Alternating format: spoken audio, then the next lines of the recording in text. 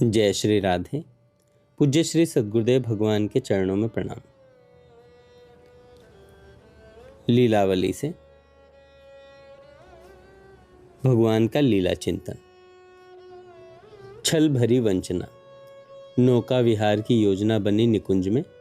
निकुंज से श्री प्रिया प्रियतम चल पड़े कालिंदी कूल के लिए, और उनके साथ चल पड़ी सेवा परायणा सखियां, मंजरियां और सहचरियां। श्री ललिता जी के निर्देश अनुसार गायन नर्तन से संबंधित आवश्यक सहयोगी उपकरण मंजरियां लेकर चल रही हैं।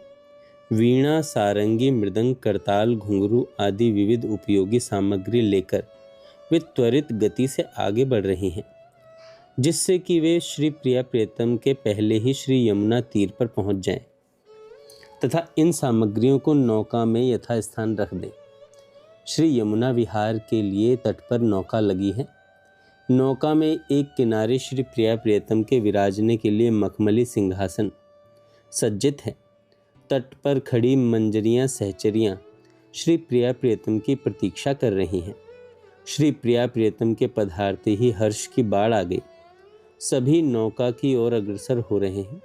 श्री प्रिया प्रियतम ने कहा, प्रिय, तट पर जल में जहाँ नौका है वहाँ तक जल एकदम छिछला है, अतः चली चलो।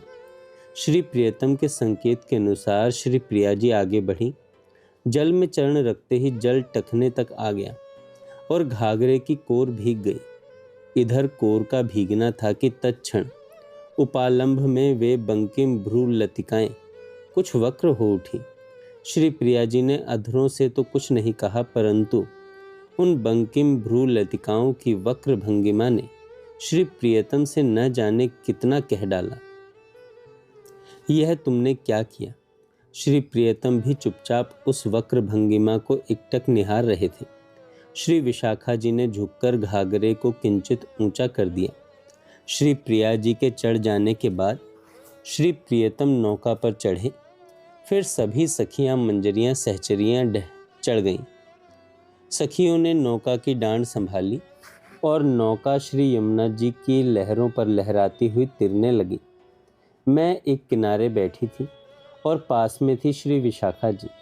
मैं अपनी जिज्ञासा को छिपा नहीं पाई और उनसे पूछ बैठी, श्री प्रियतम से ऐसी भूल कैसे हो गई? श्री प्रियतम से ऐसी भूल कैसे हो गई? मैंने पूछा, क्या जानबूझकर भी ऐसा किया जा सकता है? विशाखा जी ने कहा, तू सचमुच बड़ी सरला है। वह भूल जानबूझकर की गई थी। मैंने पूछा, क्या जानबूझकर भी ऐसा किया जा सकता है? श्री विशाखा जी बोली, अरे बावली, यही तो बात है, तू समझती क्यों नहीं? उस मत कारी बंकिम भ्रू भंगिमा को देखने की लालसा से प्रेरित होकर ही श्री प्रियतम ने छल से वैसा किया था।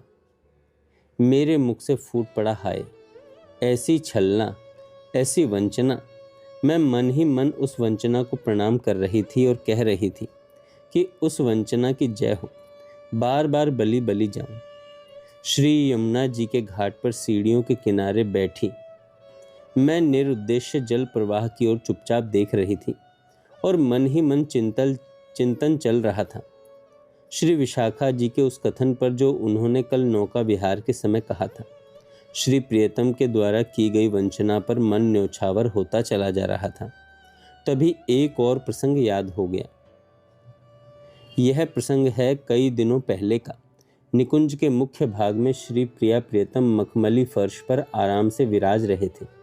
श्री प्रिया जी की रुचि देखकर श्री प्रियतम ने मुरली उठाई और अधरों से लगाकर स्वर भरने लगे।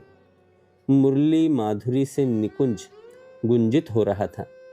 मुरली वादन करते करते श्री प्रियतम से कुछ चूक हो गई। चूक होते ही रंग में भंग पड़ गया। श्री प्रिया जी के अधरों से हल्की सी सितकार निकली। यह देखकर कि यह चूक कैसे हो गई, श्री प्रिया जी ने आंखों के संकेत से वीणा लाने के लिए कहा। मैं वहीं थी। चट उठकर मैंने उनको वीणा दी। श्री प्रिया जी ने वही राग वीणा के तारों पर और भी सुंदर रीति से प्रस्तुत किया। श्री प्रियतम सराहना में सुंदर अति सुंदर कहते हुए नहीं थक रहे थे। बाद में सखियों से पारस्परिक चर्चा के मध्य यह बात जानने को मिली कि मुरली वादन के समय श्री प्रियतम से चूक हो नहीं गई थी, अपितु चूक कर दी गई थी जानबूझकर, जिससे कि श्री प्रिया जी गाकर या बजाकर कुछ तो सुनाएंगी चूक सुधार के लिए। अब तो एक प्रसंग और याद आ गया। निकुंज में रास का उल्लास छलक रहा था। श्री प्रिया प्रियतम सह नृत्य कर रहे थे। थोड़ी देर बाद केवल श्री प्रियतम नृत्य कर रहे थे और नृत्य के बोल श्री प्रिया जी बोल रही थीं। सखियां मृदंग सारंगी आदि वाद्य बजा रही थीं। नृत्य करते करते एक स्थान पर श्री प्रियतम ने गति में चूक कर दी। चूक करते ही श्री प्रिया जी के अधरों पर, कपोलों पर, नासिका पर, भ्रकुटी पर हल्की सी शिकन आ गई। शिकन की किंचित रेखाओं से कुंचित मुख छवि कितनी सुंदर थी, यह कैसे बतलाऊं। जब मैं ही उस मुख छवि को नहीं भुला पा रही हूं, तब श्री प्रियतम के संबंध में तो कहा ही नहीं जा सकता। श्री प्रिया जी रूप की सीमा है तो श्री प्रियतम भाव की सीमा। श्री प्रिया जी गुणों की भंडार हैं तो श्री प्रियतम जैसा रिजवार अन्य कौन है। श्री प्रियतम की रसिकता की झलक मिल पाती है मिस के माध्यम से ही। घाट की सीढ़ियों पर बैठी मैं मन ही मन श्री प्रियतम के भाव की जय जयकार मना रही थी, बली बली जा रही थी। जय श्री राधे। अगली लीला हम फिर सुनेंगे।